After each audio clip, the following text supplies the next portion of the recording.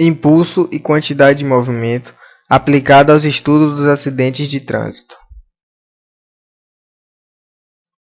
Nesse vídeo, iremos aprender sobre impulso, conservação da quantidade de movimento, esses estudos aplicados nos acidentes de trânsito e a segurança necessária com o fim de evitar problemas nesses exemplos de colisões. O impulso de uma força constante é uma grandeza vetorial que possui a mesma direção e o mesmo sentido da força, e sua intensidade igual ao produto da intensidade da força pelo intervalo de tempo em que ela atua. Então, impulso é igual a força vezes intervalo de tempo. As unidades de medidas são força em Newton, tempo em segundo, impulso em Newton vezes segundo. Veremos agora que essa definição de impulso nada mais é do que a aplicação da segunda lei de Newton. Sabemos que força é igual a massa vezes aceleração. Se a aceleração é igual à variação da velocidade sobre a variação do tempo, força é igual a massa vezes a variação da velocidade sobre a variação do tempo. Passando o tempo para o primeiro membro, temos força vezes a variação do tempo é igual a massa vezes a variação da velocidade. Chamaremos então o primeiro membro de impulso e o segundo membro da variação da quantidade de movimento. Logo, impulso é igual à variação da quantidade de movimento. Esse é o teorema do impulso. Essa variação da quantidade de movimento nada mais é do que a quantidade de movimento final menos a quantidade de movimento inicial. Portanto, massa vezes velocidade final menos massa vezes velocidade inicial. A conservação de movimento é a grandeza vetorial que indica o momento adquirido pelo corpo ao sofrer impulso. Temos como quantidade de movimento sendo o produto da massa do corpo vezes a velocidade, tendo como suas características de unidade a massa em quilogramas, velocidade em metro por segundo e quantidade de movimento em quilograma vezes metro por segundo. Princípio da conservação da quantidade de movimento. Se a resultante das forças externas que atuam no sistema de partículas for nula, a quantidade de movimento total se conserva. Portanto, quantidade de movimento antes é igual à quantidade de movimento depois, já que não existe variação da quantidade de movimento.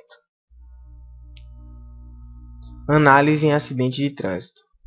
Iremos agora analisar um teste de batida de carros e explicar os estudos realizados anteriormente.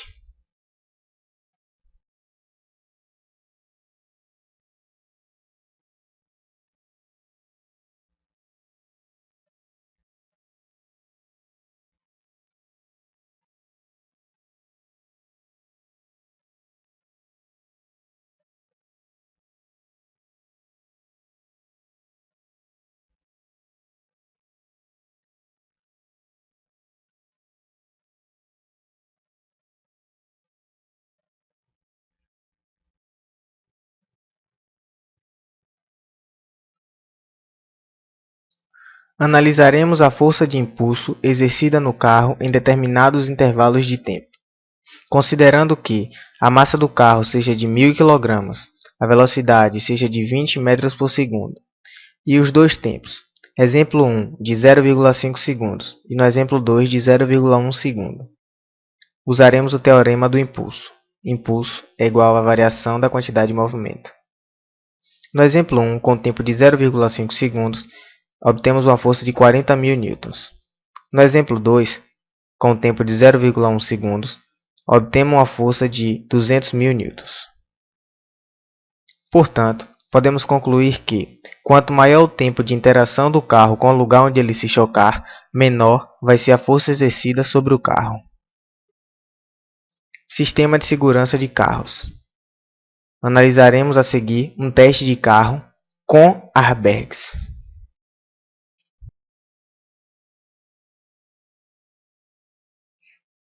A função do airbag, além de reduzir as lesões e evitar que o passageiro bata no para-brisa, é de distribuir as forças da batida mais uniformemente ao longo do corpo do ocupante. Portanto, ele aumenta o tempo de interação do passageiro, fazendo com que assim a força seja transmitida sem tanta intensidade. Agora, veremos um vídeo sobre a utilização do cinto de segurança. O cinto de segurança, quando acionado, dissipa a força ao se esticar um pouco durante o impacto, fazendo com que a força do corpo contra ele diminua bastante. Portanto, o cinto de segurança aplica uma força de resistência no corpo por um período de tempo maior. Por fim, é notório que ambos os sistemas de segurança citados anteriormente utilizam dos conceitos físicos estudados. Então, faz-se necessário o uso do cinto de segurança sempre, já que pessoas acham que a utilização do airbag dispensa o uso do cinto. Então, protejam-se de todas as formas possíveis.